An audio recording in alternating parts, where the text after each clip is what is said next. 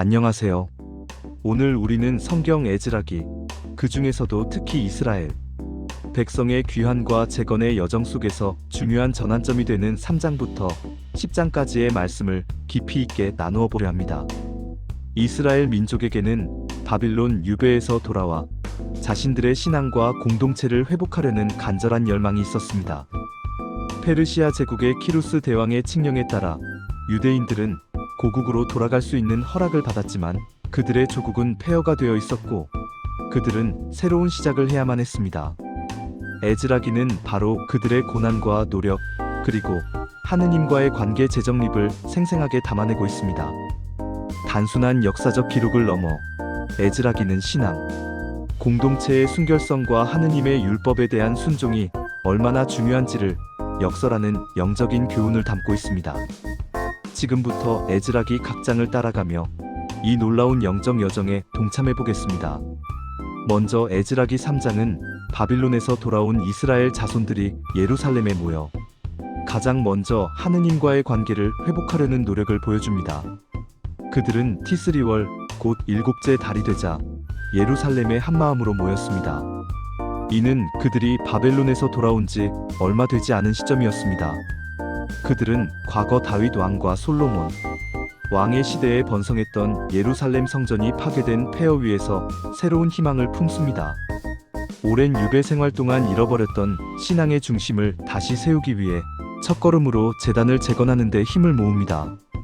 제사장 여호수아와 스룹바벨을 비롯한 지도자들이 백성을 독려하며 이 중요한 과업을 시작했습니다. 제단은 성전의 가장 중요한 부분 중 하나로 하느님께 제사를 드리는 곳이었습니다. 이는 단순히 돌을 쌓는 물리적인 작업이 아니라 하느님께 대한 그들의 변함없는 충성과 예배의 의지를 상징하는 행위였습니다. 주변 이방 민족들의 두려움 속에서도 그들은 하느님에 대한 믿음을 잃지 않고 제단 재건을 강행했습니다. 제단이 재건되자마자 그들은 모세의 율법에 따라 번제를 드리기 시작합니다. 매일 아침 저녁으로 규례에 따라 번제를 드렸으며 이는 이스라엘 백성의 일상 속에서 하느님과의 관계를 다시 확립하는 중요한 의식이었습니다. 이 번제는 자신들의 죄를 속죄하고 하느님께 감사와 헌신을 표현하는 중요한 의식이었습니다. 오랜 기간 중단되었던 이 거룩한 제사가 다시 드려지자 백성들의 마음에는 깊은 감동과 함께 새로운 희망이 피어났을 것입니다. 제사장들은 제비를 뽑아 봉사했고 레위인들은 여호와의 전에서 일하는 모든 자를 감독했습니다. 이어서 그들은 모세의 율법에 기록된 대로 초막절을 지킵니다. 초막절은 이스라엘 백성이 이집트 노예 생활에서 해방되어 광야에서 방황하던 때를 기억하고 하느님께서 그들을 어떻게 보호하고 인도하셨는지를 기념하는 절기입니다. 폐허가 된 성전터에서 초막절을 지키는 것은 그들이 아무리 어려운 상황에 처해 있더라도 하느님의 약속과 은혜를 잊지 않고 기억하며 그분께 모든 것을 의지하겠다는 강력한 신앙 고백이었습니다. 초막절이 끝난 후에도 그들은 월상 매달 초하루 제사와 다른 모든 정한 절기의 제사를 계속해서 드렸습니다. 이 모든 준비가 끝나고 마침내 그들은 유대인들이 귀환한 지 2회째 되는 둘째 달에 성전의 기초를 놓는 역사적인 순간을 맞이합니다. 건축자들은 하느님의 궤를 모시게 될 성소의 기초를 놓았습니다. 이날은 이스라엘 공동체의 재건에 있어 매우 의미 있는 날이었습니다. 성전 기초가 놓이는 날, 백성들은 기쁨과 환호성으로 가득 찼습니다. 성전 공사에 참여한 레위인들은 심포늄과 비파를 들고 찬양대를 조직하여 다윗 왕의 규례대로 하느님을 찬송했습니다. 그들은 주님은 선하시다, 주님의 자애는 영원하시다 라고 노래하며 하느님께 감사했습니다. 그러나 이 환호성 속에는 기쁨과 동시에 깊은 슬픔이 섞여 있었습니다. 왜냐하면 젊은 세대들은 새로운 성전 기초를 보며 기뻐했지만 과거 솔로몬 성전의 영광을 기억하는 나이든 사람들은 폐허가 된 성전터 위에서 초라하게 놓이는 새로운 기초를 보며 지난날의 영광과 현재의 비참함이 대비되어 눈물을 흘렸기 때문입니다. 이들의 큰 소리는 멀리까지 들렸고 기쁨의 함성과 슬픔의 울음소리가 뒤섞여 누가 기뻐하고 누가 슬퍼하는지 분간하기 어려울 정도였습니다. 이처럼 에즈라기 3장은 이스라엘 백성의 복잡한 감정과 함께 하느님과의 관계를 재정립하려는 그들의 굳건한 의지를 생생하게 보여주는 장입니다. 이는 단순한 물리적 건축을 넘어선 영적 재건의 서막이었습니다. 이제 에즈라기 7장으로 넘어가 보겠습니다. 이 장은 에즈라라는 인물이 바빌론에서 예루살렘으로 귀환하는 과정을 중심으로 펼쳐집니다.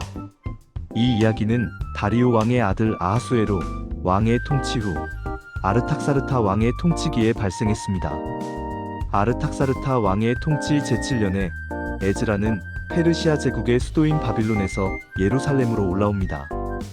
에즈라는 단순히 귀환하는 한 사람이 아니라 매우 특별한 사명을 띠고 돌아오는 인물이었습니다. 그는 대제사장 아론의 16대 손으로 하느님의 율법에 정통한 율법학자이자 동시에 사제였습니다.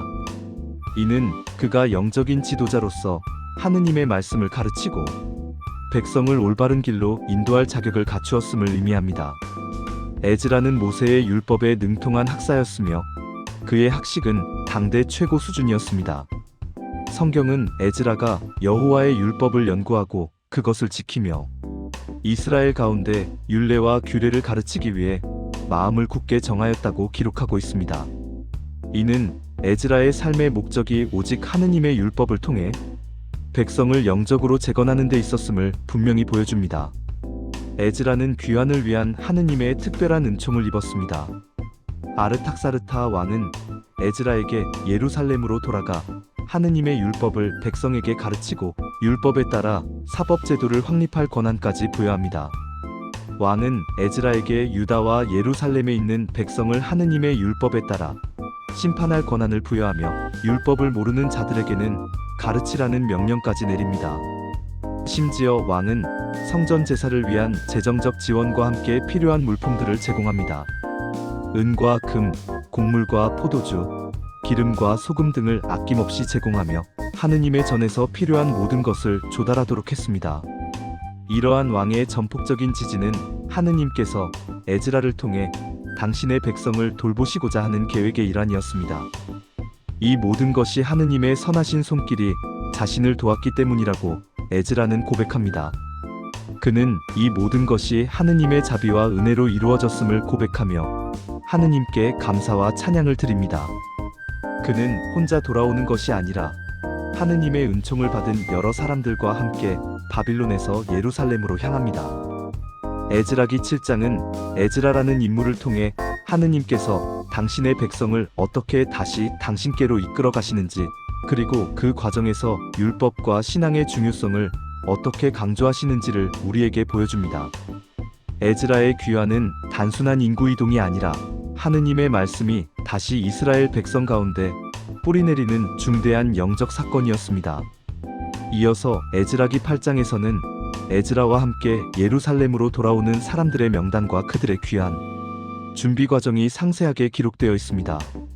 이 명단은 에즈라가 아르탁사르타 왕 7년에 바빌론에서 그와 함께 올라온 가문들의 우두머리들과 그들의 자손들을 기록한 것입니다. 총 12개의 가문에서 약 1,500명가량의 남자들이 그와 함께 귀환했습니다. 이 명단은 단순히 이름의 나열이 아니라 하느님의 부르심에 응답하여 고향으로 돌아가 신앙 공동체를 재건하려는 이스라엘 백성들의 결단과 헌신을 보여줍니다. 이들은 자신들의 안락한 생활을 뒤로하고 고향으로 돌아가는 험난한 여정을 선택했습니다. 에즈라는 이 귀한 행렬을 이끌면서 매우 중요한 영적인 준비를 합니다. 그는 아하와 강가의 사람들을 모으고 그곳에서 사흘 동안 진을 칩니다. 그는 그들 가운데 레위 지파의 사람들을 찾아보았으나 봉사할 만한 레위인을 찾지 못했습니다. 이에 에즈라는 능력 있는 사람들을 보내 레위인들과 느디님 사람들을 데려오도록 지시합니다. 그 결과 38명의 레위인들과 220명의 느디님 사람들이 합류하게 됩니다. 이들은 성전 봉사에 필수적인 사람들이었습니다. 그리고 에즈라는 그곳에서 금식일을 선포합니다. 금식은 자신들의 죄를 고백하고 하느님의 자비를 간구하는 행위였습니다. 에즈라는 페르시아 왕에게서 재정적인 지원과 보호를 약속받았음에도 불구하고 무장한 호위병을 요청하지 않기로 결정합니다. 그는 왕에게 하느님께서 당신을 찾는 자들에게 선을 베푸시고 당신을 버리는 자들에게는 진노하신다고 고백했기 때문에 하느님을 신뢰하는 모습을 보여주고 싶었습니다. 그의 입으로 하느님의 선한 손길에 대해 증거했으므로 왕에게 보병과 마병의 호위를 요청하기를 부끄러워했던 것입니다. 무장 호위병 대신 오직 하느님의 보호를 구하기 위해 금식하며 기도한 것입니다. 이는 에즈라의 깊은 신앙과 하느님께 대한 전적인 의지를 나타냅니다. 에즈라는 하느님께서 그들의 여행을 안전하게 지켜주실 것을 간구하며 하느님께 모든 것을 맡깁니다. 그들의 기도는 하느님께 상달되었고 하느님께서는 강도와 매복한 자들의 손에서 그들을 건져주셨습니다. 또한 에즈라는 성전에서 사용할 귀한 예물들을 제사장과 레위인들에게 맡기고 예루살렘에 도착할 때까지 이 예물들을 성별하여 보관하도록 당부합니다.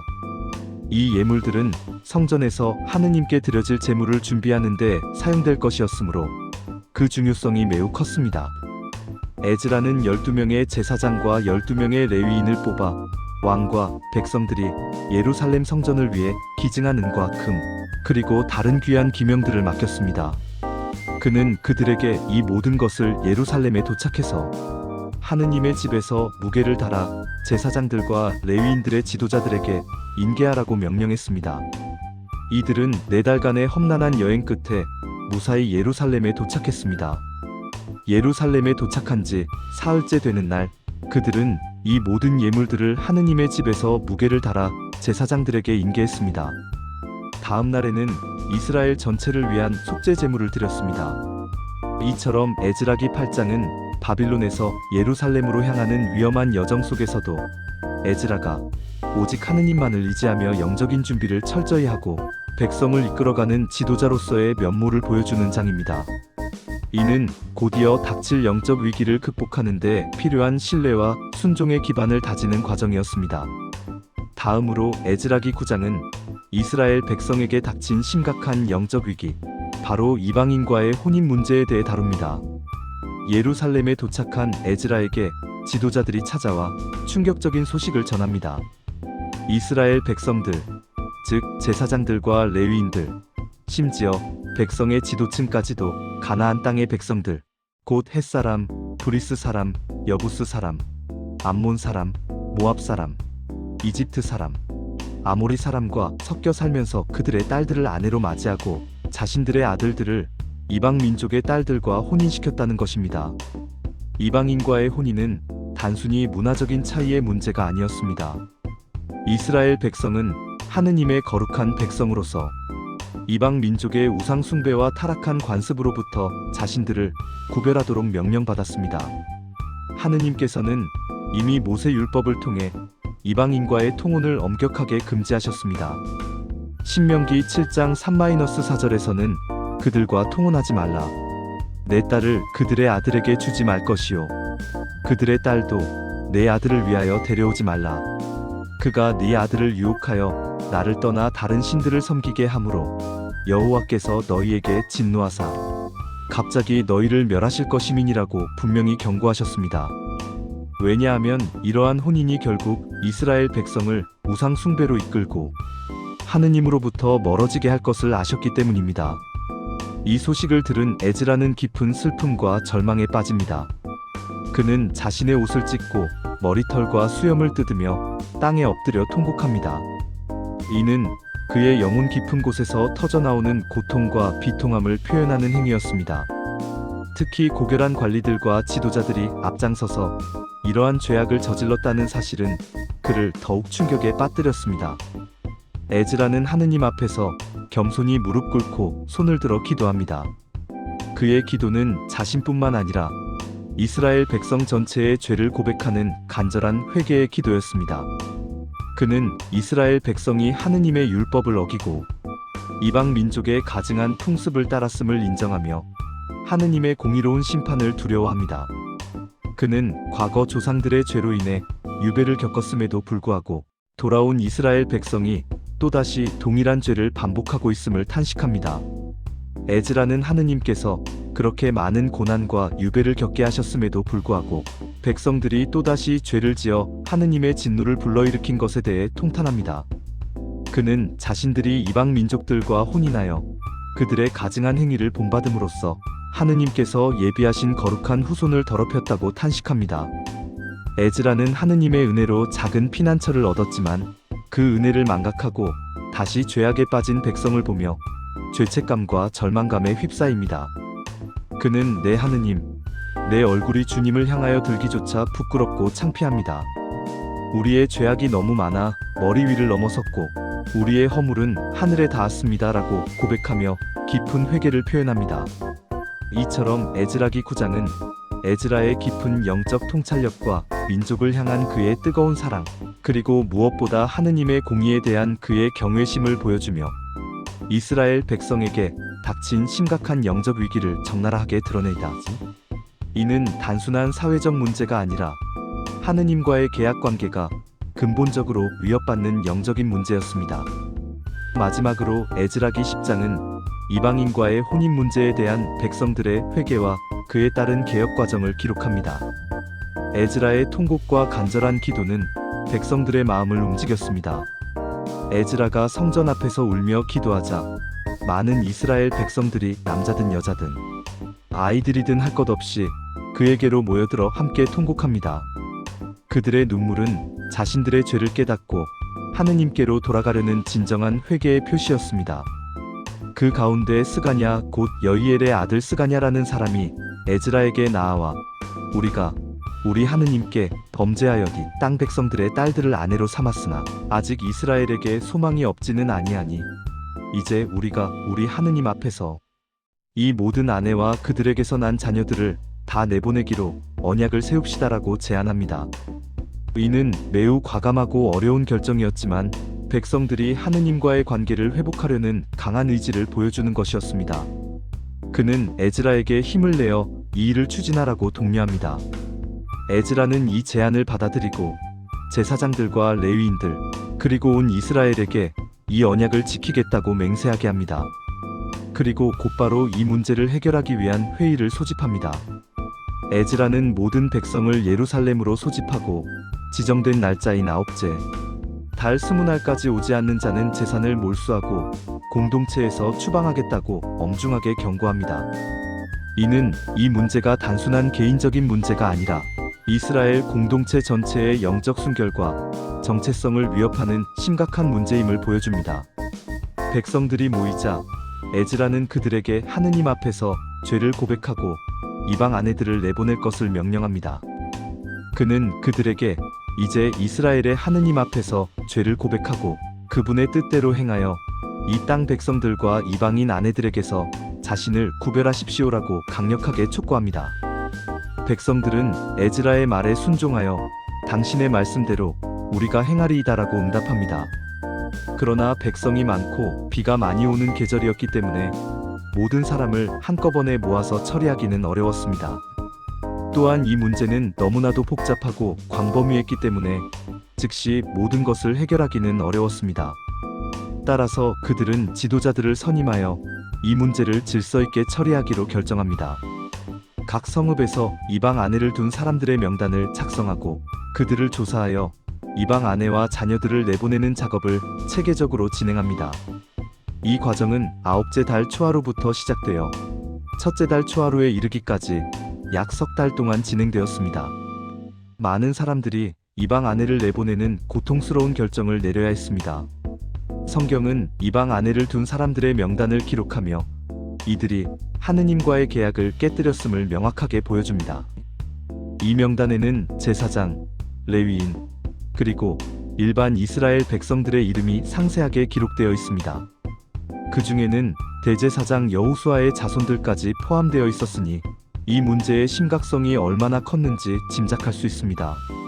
어떤 경우에는 재산을 몰수당하고 공동체에서 추방되는 처벌도 있었습니다. 이러한 엄격한 조치들은 이스라엘 공동체의 영적 순수성을 보존하고 다시는 하느님의 율법을 어기지 않겠다는 강력한 의지를 반영하는 것이었습니다. 이 개혁은 단순히 외적인 행위를 넘어 백성들의 마음속 깊이 하느님의 율법을 각인시키는 계기가 되었습니다. 에즈라기 10장은 이스라엘 백성의 진정한 회개와 그에 따른 영적 개혁이 얼마나 중요하고 때로는 고통스러운 과정인지를 우리에게 가르쳐 줍니다. 이는 단순히 이방인 아내를 내보내는 행위를 넘어 하느님과의 깨어진 관계를 회복하고 그분의 율법 안에서 거룩한 백성으로 다시 서려는 이스라엘 민족의 처절한 노력과 순종을 보여주는 장입니다. 이 사건을 통해 이스라엘은 하느님과의 언약을 재확인하고 그들의 정체성을 더욱 굳건히 다질 수 있었습니다. 이렇게 에즈라기 3장부터 10장까지의 여정을 살펴보았습니다. 이 말씀들은 바빌론 유배에서 돌아온 이스라엘 백성이 어떻게 자신들의 신앙을 재건하고 하느님과의 관계를 회복하며 공동체의 영적 순결을 지키려 노력했는지를 생생하게 보여줍니다.